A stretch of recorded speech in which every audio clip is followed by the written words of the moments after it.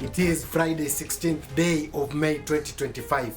Welcome to the Lord Aboga TV newspaper review. Straight away we go onto the Standard, where the main headline reads, Tower of Babel.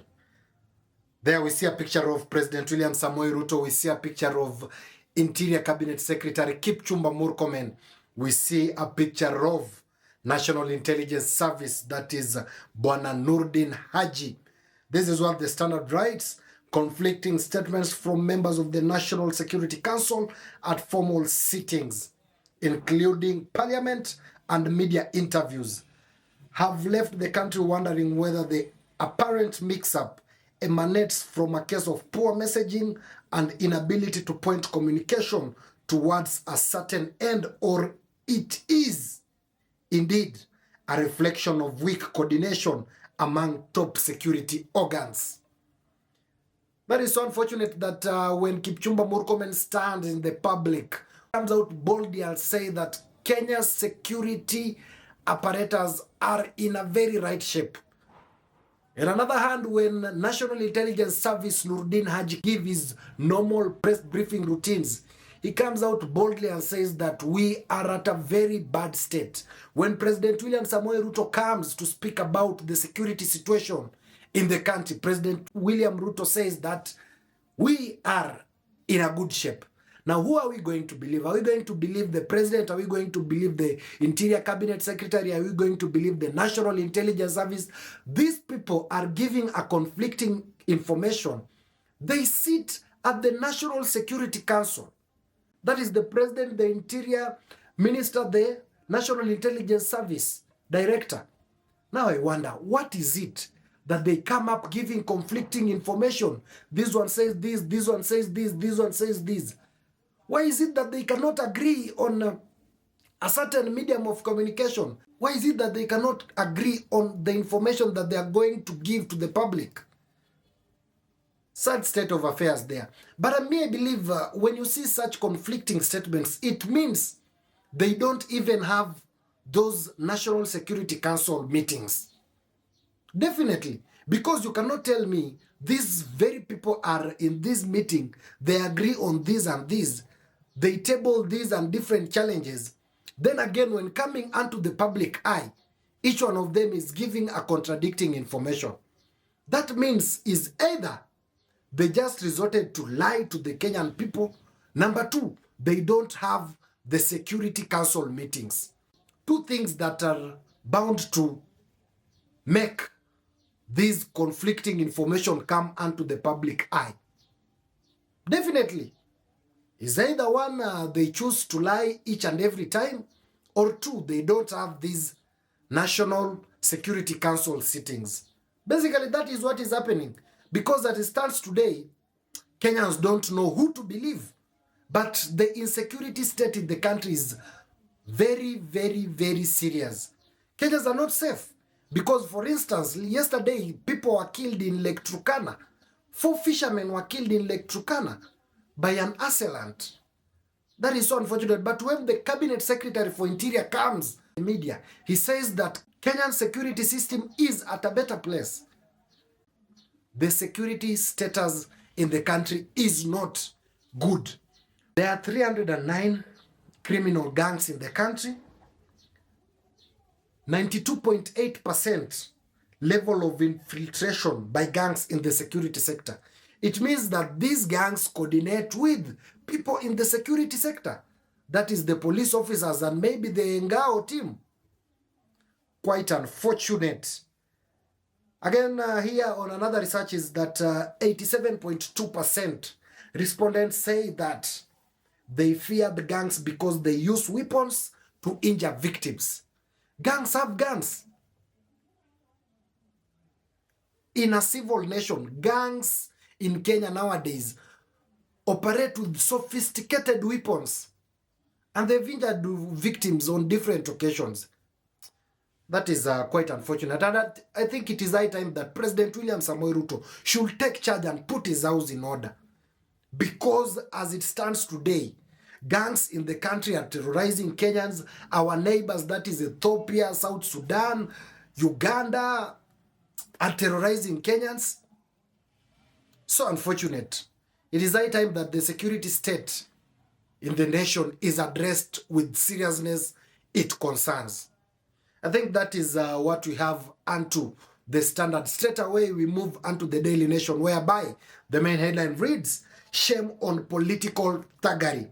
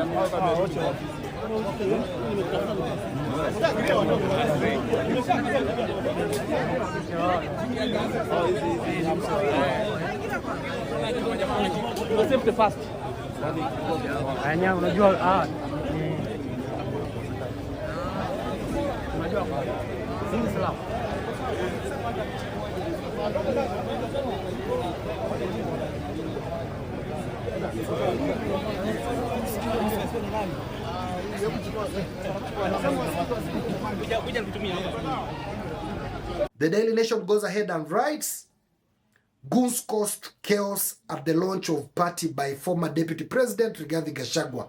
The violence yet another ominous signal of growing political intolerance ahead of the 2027 poll.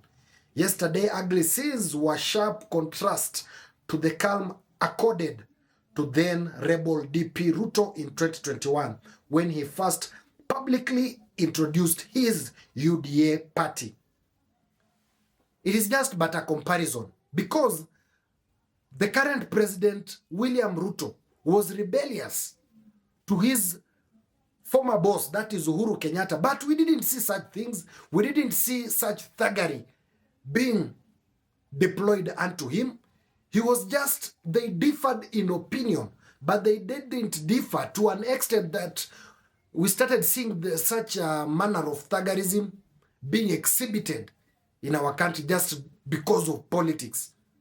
Na mimi nashangaa, nyinyi vijana wenye mnatumwa kuenda kuzua rabsha mahali kama pale, what is in your head? Because you're going to be paid 500 shillings or let's say 1,000 shillings. But is it worth it for your life? Uende hapo to cause chaos, upigwe risasi. Who will bear the blame? It is just you and your family. It's so unfortunate that Kenyan youths are nowadays used in such stupid things. But vijana pia tujiangalie. Sometimes when someone tells you to go and do such funny things, you should just come out in your third sense and think beyond your nose. Because the risk that is associated to such criminal activities is far much worse than the 1,000 you are going to be paid. Vijana, muache iyo maneno. Kindly, tafadhali muache iyo maneno. Being paid this petty cash to go and cause chaos in someone's function, so unfortunate. And I saw yesterday Kipchumba Murkomen said that former Deputy President Rigathi Gachagua didn't notify the authorities that he's going to have his political party launch. What is that? Democracy. And in democracy, as a national security team, we believe that the stability of our country is based on having a working democracy that allows everybody to exercise their political rights free from interference. And our National Police Service are carrying out proper investigations to see what exactly happened when those political leaders were launching their own party. Unfortunately, as I have inquired from the National Police Service, there is no indication that the National Police Service were notified about this meeting so that they can provide proper security. Preliminary also investigation indicate that some of the supporters who were invited to come for this function were expecting to be paid some amount, and as a result of fighting over those resources, there was a melee which unfortunately led to some kind of a stampede. And unfortunately, we hear that some of the journalists who were there to cover the event were also caught in the melee, and some people in civilian clothes drew their guns, and then they fired on the air. So investigations will go on to establish who exactly they were, why they did what they did. But what is of significance to us is that we would like to ask all leaders, regardless of their political affiliations, to first of all seek the services of National Police Service when they're having public events, just to secure and protect the public.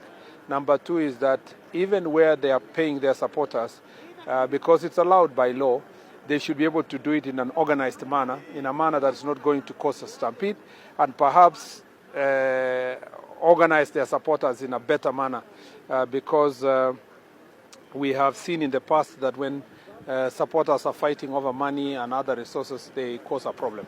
Otherwise, everybody has their right to exercise their political rights. I did not know there was somebody who was launching a party today. It's until you asked me this question in relation to this situation. And when I inquired, I was told there were a group of people who were launching a party. Unfortunately, I wasn't aware.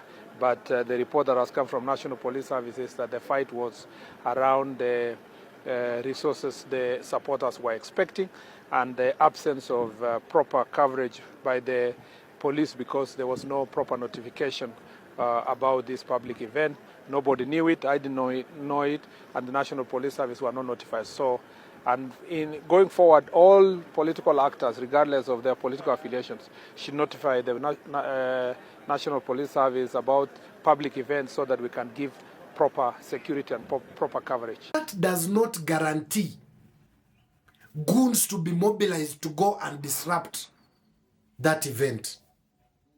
That is quite unfortunate, and it is high time that the security operatives take charge, because politics has infiltrated political operations, and it is quite unfortunate because we are treading on very dangerous grounds. This is what brings about people now starting forming their own militias to protect them. Now, tell me, this is not the first time that Rigathi Gachagua is being attacked. He has been attacked on different occasions. And it is unfortunate that the security operatives have never taken action to these people, despite the fact that CCTV footages are always there. These people are known. No action has ever been taken unto them. That is quite unfortunate. I think today we don't have much unto our newspaper review. For these and many more, subscribe unto our YouTube channel at Lord Abwoga TV. Remember to press the notification bell so that when we come up with these interesting political and governance content, YouTube will automatically notify you. Till next time, goodbye.